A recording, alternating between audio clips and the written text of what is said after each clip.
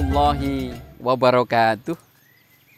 Sahabat dimanapun berada, pada suatu hari Nabi Muhammad SAW bersama beberapa orang sahabat duduk di masjid.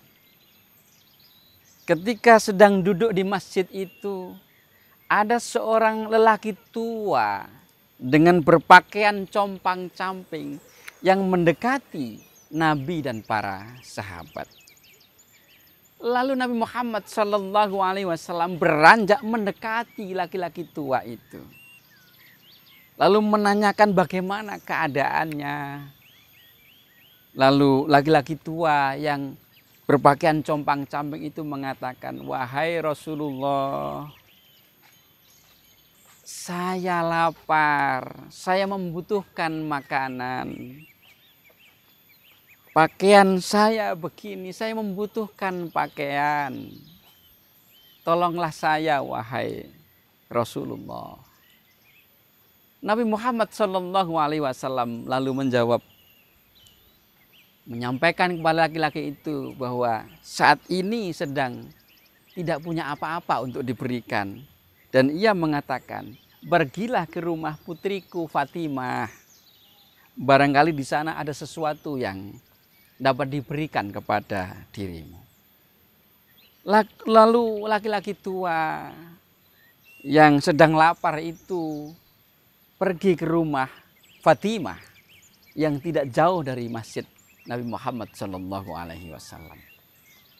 Di hadapan Fatimah dan Ali, lalu laki-laki tua itu menyampaikan hajatnya. "Tolonglah saya, wahai putri Nabi. Saya sedang lapar. Saya membutuhkan makanan." Lalu Fatimah dan Ali mencari sesuatu di rumah karena memang sedang tidak ada makanan. Lalu Ali dan Fatimah menemukan kulit kambing yang sudah disamak, yang itu digunakan sebagai alas tidur untuk Hasan dan Husain. Lalu itu diambil oleh Fatimah radhiyallahu anha, diberikan kepada laki-laki tua itu. "Bapak, mohon maaf, kami sedang tidak punya makanan. Kami punyanya ini, silahkan. Wahai putri Nabi, saya sedang lapar. Lalu kulit kambing ini untuk saya apakan? Saya membutuhkan makanan." Lalu Fatimah tiba-tiba meraba, lalu masuk ke dalam dan melepaskan kalungnya. Kalung ini adalah hadiah dari putri Hamzah. Kalung itu lalu diberikan kepada lelaki tua itu. "Wahai bapak, ini saya punya kalung. Silahkan, kalung ini bisa dijual. Nanti bisa untuk memenuhi kebutuhanmu." Lalu lelaki tua itu dengan wajah yang berbinar-binar mengucapkan terima kasih. Lalu pergi dan menuju masjid Nabi Muhammad SAW. Di masjid, Nabi dan para sahabat masih atau sedang duduk-duduk di situ. Di hadapan Nabi dan para sahabat, laki-laki tua itu menyampaikan, "Wahai Nabi, saya diberi putrimu kalung untuk dijual. Siapa di antara para sahabat barangkali mungkin yang mau membeli kalung ini?" Lalu ada seorang sahabat yang bernama Ammar Yasir menyatakan kepada Nabi Muhammad SAW ingin membeli kalung itu, dan Nabi mengiyakan.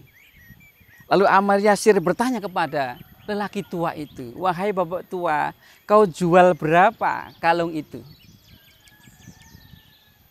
Bapak tua itu menjawab, "Aku ingin jual 10 dinar." "Baik, kalau begitu aku beli," kata Ammar Yasir, "kalau begitu aku beli 20 dinar.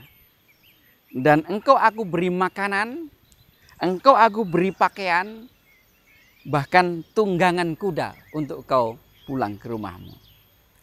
Laki-laki tua ini rumahnya jauh.